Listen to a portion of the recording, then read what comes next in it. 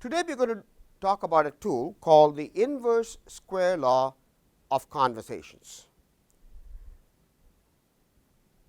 Let me first tell you what the law is, and then I'll explain the law here.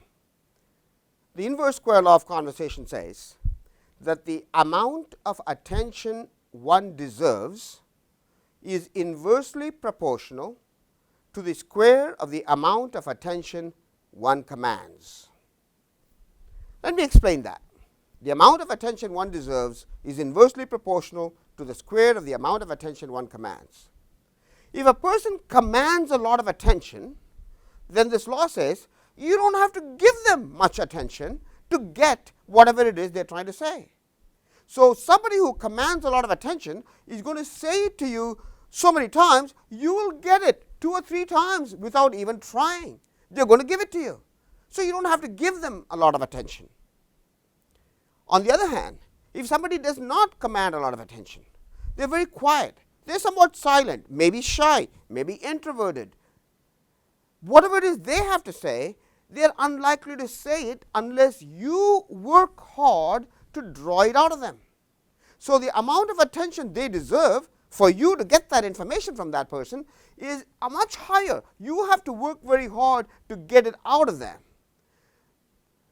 Now, mind you, this law does not say anything about the quality of the contribution each of them will make. It says the amount of attention one deserves is inversely proportional to the square of the amount of attention one commands, but that is only for getting that information.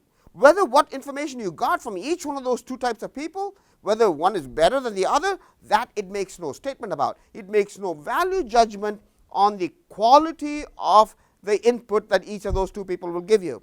What it does say is that to get that input, you have to work differently. For the person who commands a lot of attention, you don't have to work very hard.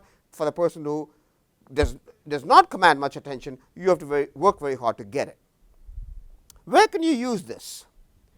When you are in a meeting room, in a meeting, a group of people, and let us say you are the leader at that meeting, you are the chair of the meeting, recognize that the person who commands a lot of attention, they are going to speak up, they are going to tell you what they want to tell you, you are going to hear their opinions, whether you like it or not, you are going to hear it a couple of times over. But the person who doesn't command much attention, sitting there quietly, you as the chair have to take special efforts to draw it out of them. So, when you go around the room, maybe asking people, what do you think?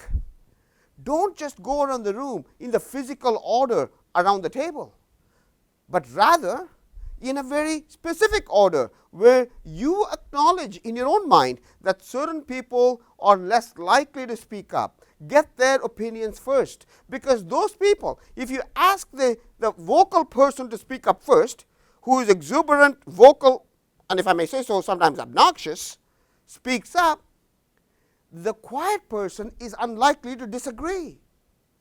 But in contrast, if you were to seek the opinion of the quiet person first, get them to express their opinion.